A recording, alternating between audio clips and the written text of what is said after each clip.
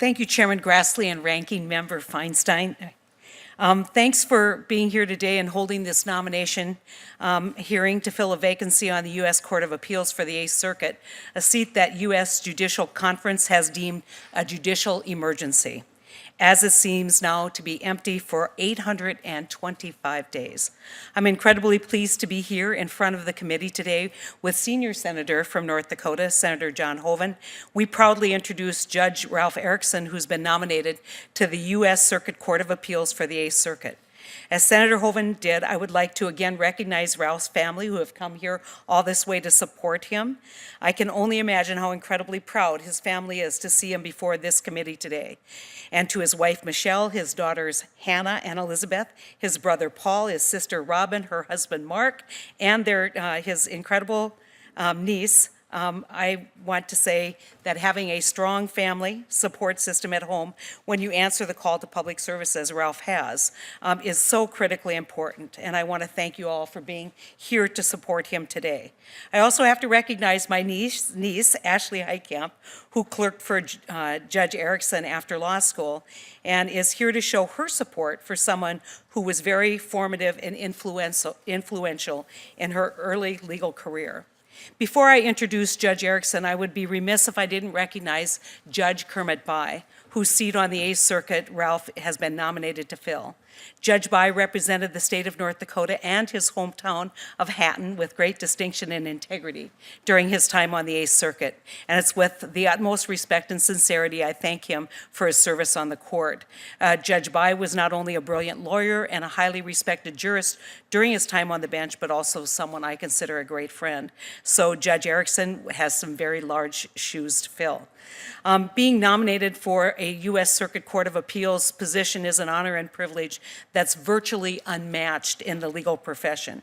After reviewing Judge Erickson's record and talking to colleagues and people who have worked with and appeared before him back in North Dakota, I'm proud to sit here today and recommend him for this seat.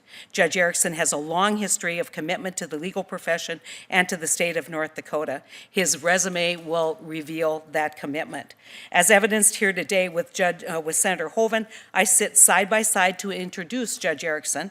He is widely respected by both Democrats and Republicans in my home state. As a matter of fact, two great Democratic senators from North Dakota actually beat Senator Hoeven and I when it came to submitting the first blue slips for Judge Erickson. That was when Senators Byron Dorgan and Kent Conrad backed his nomination for the seat he currently holds. In hearing from members of the bar in North Dakota and others in my state who spoke in favor of Judge Erickson's nomination, I frequently hear several things over and over again. That as a judge and as a person, they found him to be thoughtful, measured, fair, pragmatic, and someone who stays close to the lines when he's deciding cases before him. That about sums up North Dakota, and I am confident that he will bring the same North Dakota mindset to the 8th Circuit. One thing in particular that concerns me about any nomination in the 8th Circuit or any circuit that has Indian country is nominating people who understand the difficulties of Native American people and have been sitting on the bench and able to have that experience. I think that Judge Erickson clearly meets that criteria. He's shown a keen understanding of tribal sovereignty issues during his time on the bench and also recognizes the disparities in the treatment of Native Americans under the law when they are arrested and charged for crimes in Indian country, and has advocated strongly for equal treatment of Native Americans under the law. He currently serves as chair of the United States Sentencing Commission's Tribal Issues Advisory Group. It's clear to me that Judge Erickson will bring this knowledge and understanding of tribal issues, sovereignty, and treaties to the 8th Circuit. I want to again thank you for this tremendous honor to be here on behalf of Judge Erickson and to give him my highest recommendation in support of his nomination to the U.S. Circuit Court of Appeals for the 8th Circuit. Thank you, Mr. Chairman, and good luck with your deliberations.